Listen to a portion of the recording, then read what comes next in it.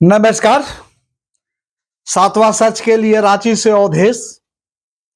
आज का नेपथ्य बहुत हुआ, बहुत ही अधिक हुआ। झारखंड अलग राज्य के बने हुए 25 वर्ष हो गए, परंतु अब बहुत हो गया हमारे झारखंड के महान माननीयों। अब तो इस राज्य को एक नीति दीजिए, एक सिद्धांत दीजिए और इस राज्य को स्थिर कीजिए। यहां अभी भी जातीयता का कार्ड और क्षेत्रीयता का कार्ड खेला जा रहा है।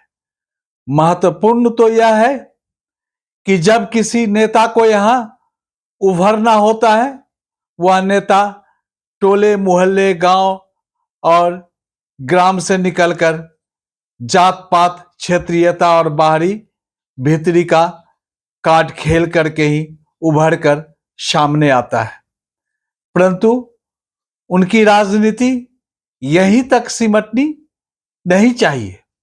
संघर्ष करके अगर वो सामने आते हैं तो उन्हें कुछ ऐसा करना चाहिए कि झारखंड एक बड़े ही प्रतिष्ठित समृद्ध राज्य बने, यहाँ सभ्यता का भी निवास हो और बाहरी भीतरी का खेल भी बंद हो।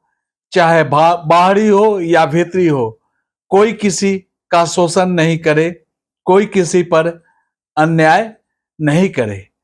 अब तो यहाँ के माननीयों के हाथ में ही है, राजनीति के शीर्ष पदों पर हैं, प्रशासनिक महकमों में भी इनकी तूती बोल रही है, जुडिशियरी में भी अब यहाँ के लोग आ रहे हैं।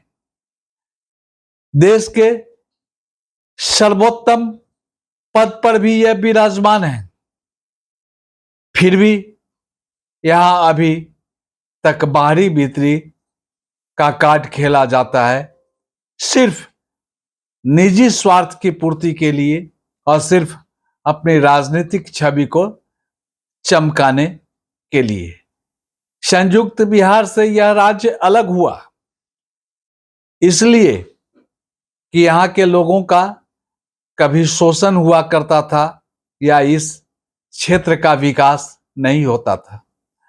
परंतु आप देखेंगे तो राज्य अलग होने के बाद यहाँ विकास हुआ है, सड़कें बनी हैं, पुल पुलियां बनी हैं, कई सरकारी इमारतों से लेकर प्राइवेट इमारतें भी बनी हैं, जो शहर और कस्बे के चकाचौंध में चार चांद लगा रहे हैं। परंतु यहां सबसे बड़ी दिक्कत है बाहरी भीतरी का कार्ड और बाहरी भीतरी की राजनीति। दरअसल यह राजनीति यहां के वैसे लोग करते हैं जिनको अपनी राजनीतिक छवि चमकानी होती है। ये वैसे लोग हैं जो अपनी राजनीतिक छवि चमकाने के बाद स्वयं तो मालोमाल हो जाते हैं, परंतु जिनके कंधों पर सवार होकर ये आगे बढ़ते हैं, उनकी स्थिति ज्यों का त्यों हो जाती है।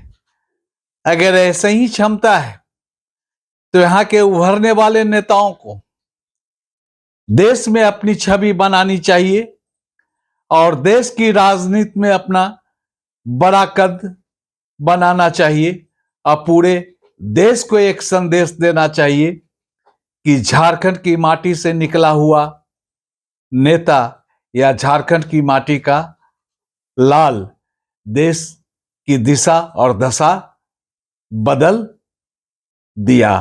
परंतु ऐसा बहुत कम ही देखने को मिलता है। सारे के सारे यहाँ के लोग यहीं की राजनीति में समाहित हो जाते हैं और यहीं के लिए राजनीति करते हैं और यहाँ के लोगों को बाहरी भीतरी का कार्ड दिखाकर या बाहरी भीतरी के कार्ड में झोंक कर अपनी राजनीतिक छवि चमकाते हैं।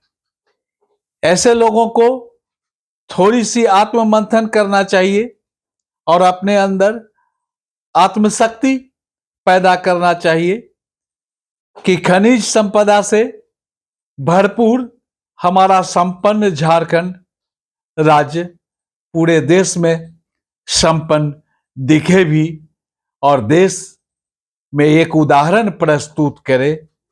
ऐसी चुनौती को यहाँ के नेताओं को स्वीकार करना चाहिए, वरना पुरानी राग को अलाप कर अपनी राजनीतिक स्थिरता की तलाश में जो नेता रहते हैं, यह वैसी बात नहीं है कि ऐसा करने से उन्हें राजनीतिक स्थिरता मिलेगी। उन्हें जरा आत्म मंथन करना चाहिए कि हमारा झारखंड 25 वर्षों में भी आज कहां होना चाहिए था और कहां है।